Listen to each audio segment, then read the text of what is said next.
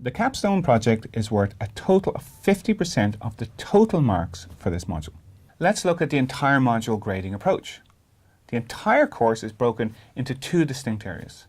The first is the individual work, and the second is the teamwork.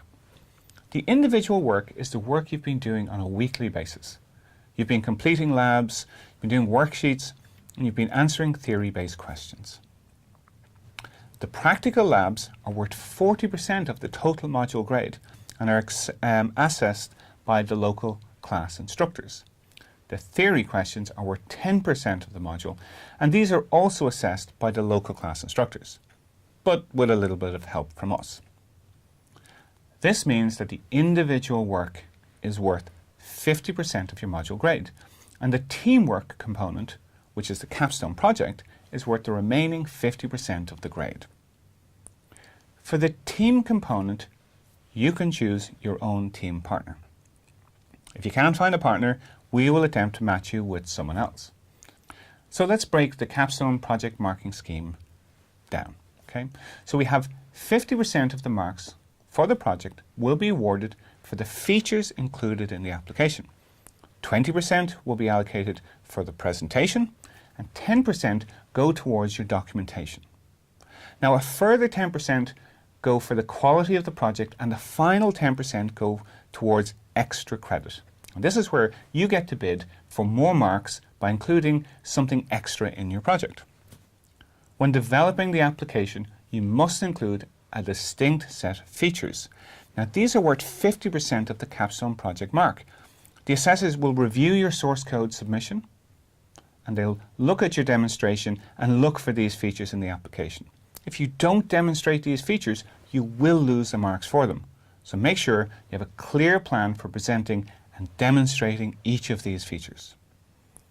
Now each team will give a short presentation on their project, and it will be tightly timed, and this means if you go over your allocation for time, you will be stopped. You should practice your presentation, and it should be no more than 5 minutes long. Marks are obtained for good slides, good presentation skills, and for keeping on time. Now the documentation in support of your application will be read by the instructors. Marks will be awarded for the inclusion of the required components, having the documentation well laid out, and the quality of the English at a good standard. Now the document is short, but you must include everything we ask you to include in it.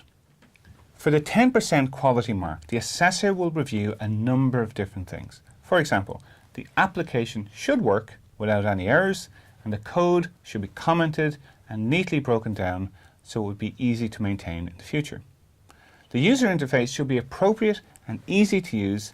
The presentation, demonstration, documentation all contribute to this quality mark, and attention to detail will help you score well in this section of the project. Finally, the 10% for extra credit is your opportunity to show your innovation and skill. There's nothing specific being looked for here, and there's no specific feature or single feature required to get this mark. You have to convince the assessor you deserve this extra credit for some additional work you've done in the project. If you don't look for this mark, you won't get it. So that's how the grading system works. We as assessors are looking to you to show off the work that you've done in a way that helps you get the best possible grade that you can. The grading guide is designed to explain where you should put in your effort and remind you that the project is a chance to show off your new skills. Best of luck.